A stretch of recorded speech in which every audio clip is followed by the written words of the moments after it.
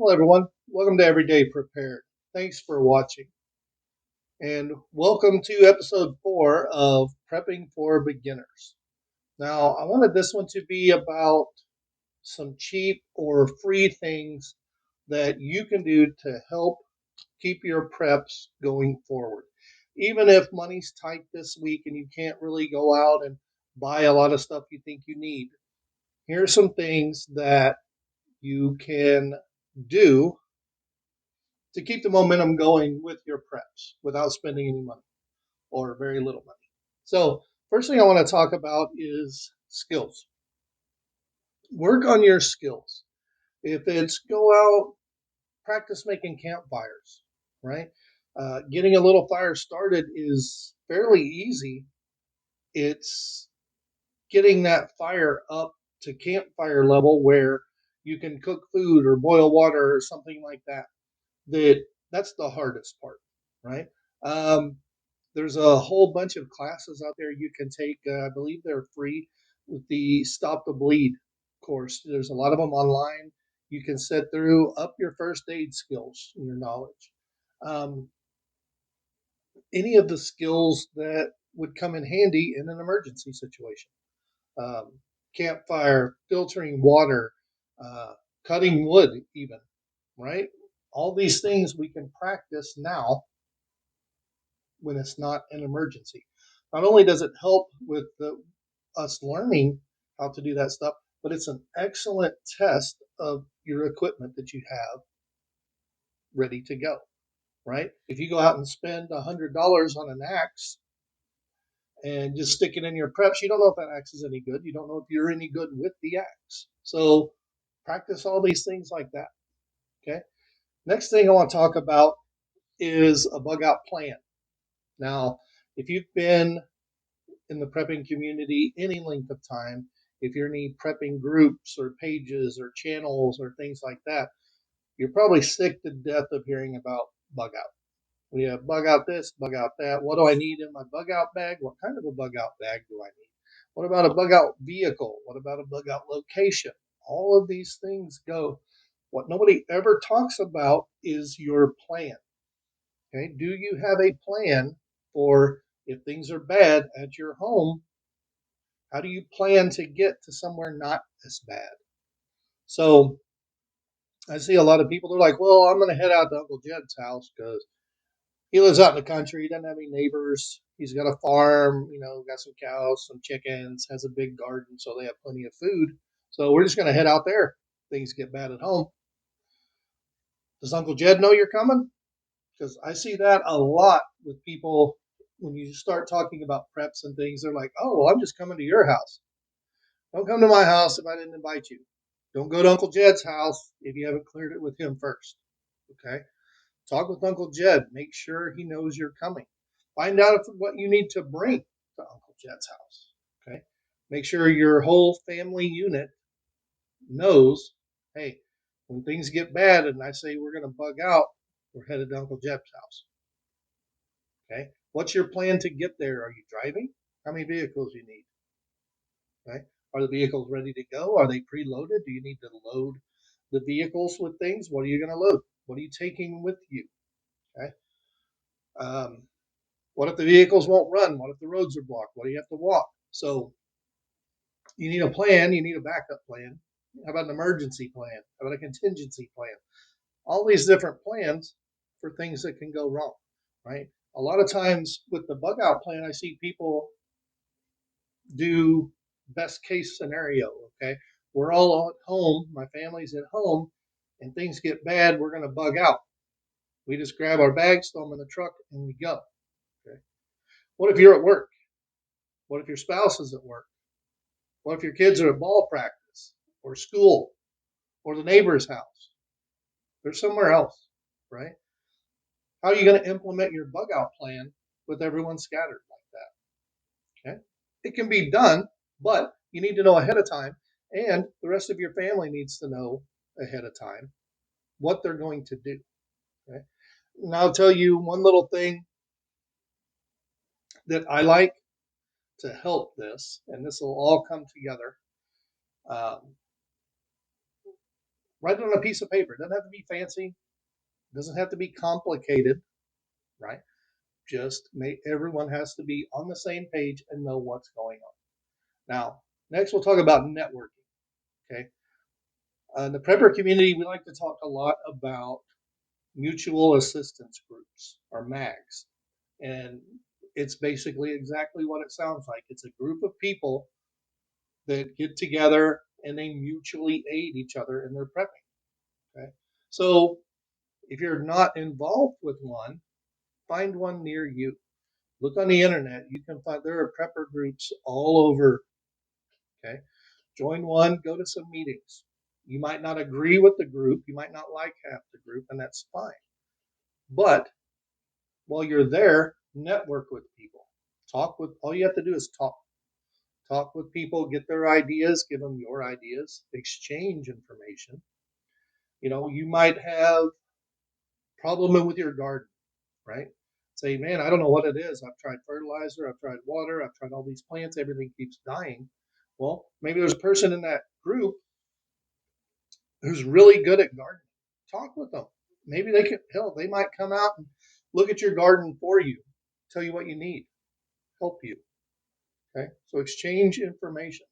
Now, like I said, you might not agree with the whole group as a whole, but if you go now, you start hanging out, you start talking with people, start making friends. Okay. So in an emergency situation, maybe you guys break off and form your own little mag group, right? And also, it doesn't have to be prepper people. You can get friends in your network that like to gossip.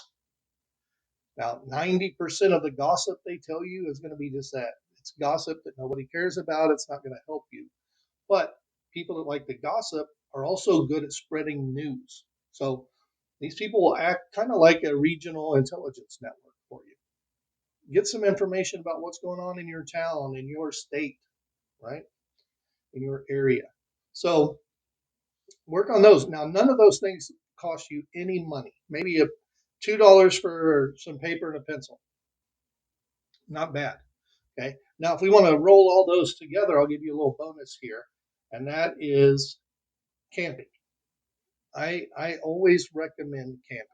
Now, with camping, you get out in nature, so all of your nature skills you have a chance to practice. Networking, you have other campers, other outdoor people that you can get with and help talk to, exchange information with. Along with that, you test your camping gear.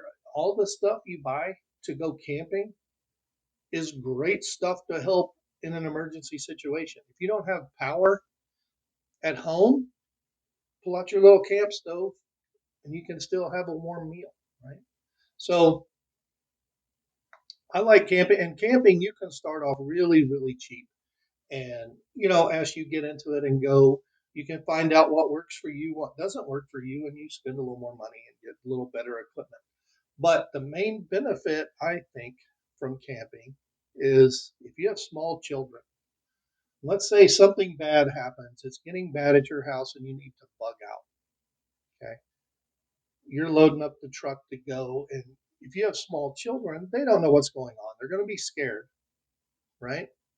So is it better to tell these kids that, hey, the world is ending, grab your stuff, let's go, we're bugging out?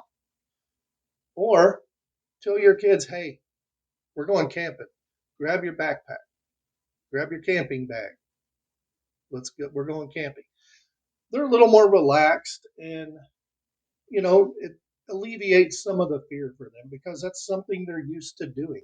It's not just yanking them out of their house with no electricity now. They can't play their video games. They can't watch TV, do any of the fun stuff they normally do when they're sitting at home. But it also instills in them a sense of the outdoors. They get outdoors and they learn things like that, right? So all of that stuff helps. And like I say, camping is going to cost you some money to get started. So I just threw that in as a bonus. But the rest of the things, that's all stuff you can work on now for really, really cheap. So now that's my free stuff. Now I have a few items here that are very, very low cost. Okay. First one is your pantry. Get your pantry in order. Now, if you've been watching these videos in this series before, you've heard me say 100 times. Just buy extra food when you go to the grocery store. Buy an extra meal. Buy an extra 2 meals. Buy extra than what you're going to eat this week. Now, what that does, let's say you're going shopping, get some bulk item, get some flour, get some sugar, salt, yeast, just those very, very few, very cheap ingredients. Now you can make pretty much any kind of bread you like, right? You can make bread. You throw in a bag of rice and a bag of beans, and now you can really stretch out all that food you do have. You can really stretch that out to last a longer time. Give you a little more variety. It's going to get old if you're eating rice and beans every day, but better than starving to death, right? And like I said, use it to stretch the food you do have. Next item, I didn't bring one in here, but it's a water bob.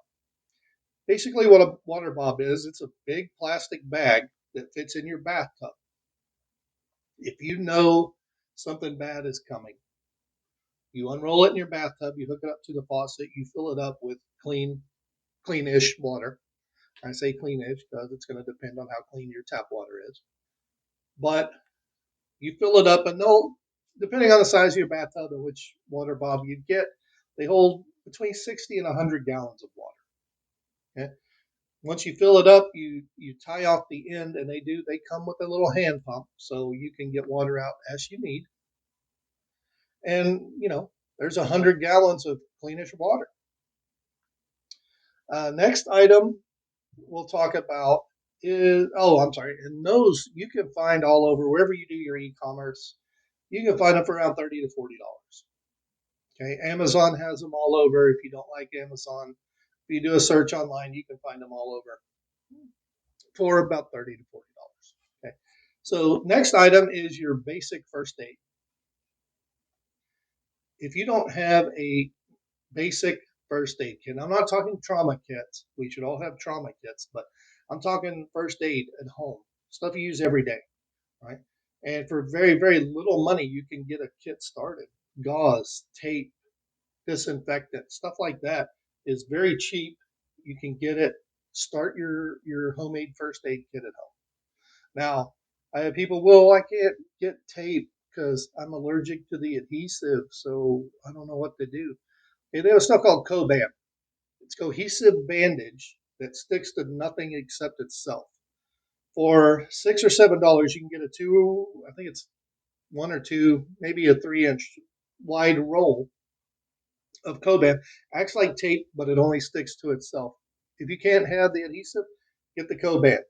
Now, a little trick on the Coban is those rolls at the pharmacy are, I think they're around $7, something like that. If you go to your farm supply store, you can get rolls up to 4 inches wide for about $2. It's called vet wrap there, but it's exactly the same thing. So try those and get your basic first aid kit going. If you have uh, any medicine you take every day, talk to your doctor and get an extra supply of medicine you take every day so you can have some on hand. Okay. After that, seeds. Get some seed. You can buy a packet of seeds for around $3.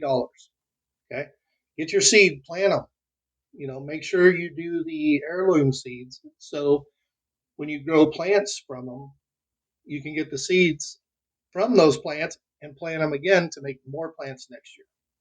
And you can do it next year and the year after and the year after and the year after. They keep growing more fruit. So you can keep eating. But start practicing now. Find out what you're good at growing. Find out what you're not good at growing. If you find out, man, I can't grow tomatoes to save my life, look in your mag group. Find out who grows tomatoes. Hey, I'm having a problem with my tomatoes. You got any helpful hints? Yeah, sure. Try this. Okay, great. That adds into your food stores you have in your pantry. And I will say there is nothing like homegrown tomatoes. They are amazing. And I'll say now, kind of a bonus item. This one's a little more expensive, but it's a good idea, and that is communications.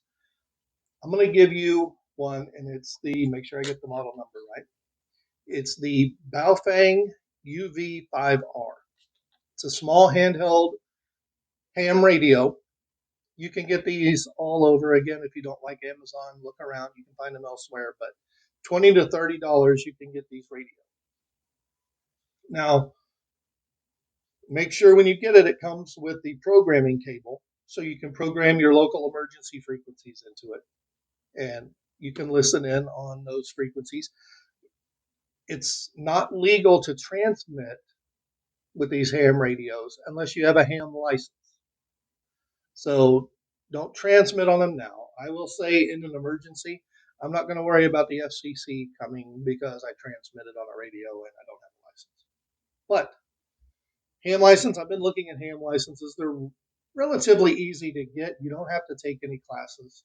All you have to do is take a test. And there are study guides online, or there you can take classes you can find online. It just depends on if you want to spend the money to have someone read a PowerPoint to you, or you want to read it yourself. But maybe get your ham license.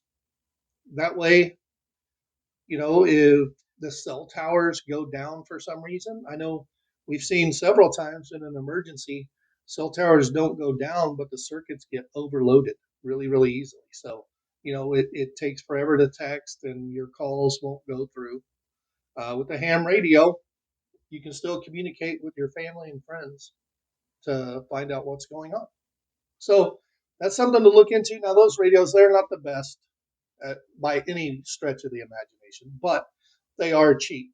So if you're looking to get into ham radios and learn them, that's a good place to start. And then as you learn what you like, what you need, what you want to do with them, then you can upgrade your radios as you go. And that is it for this video. I want to thank you guys for watching.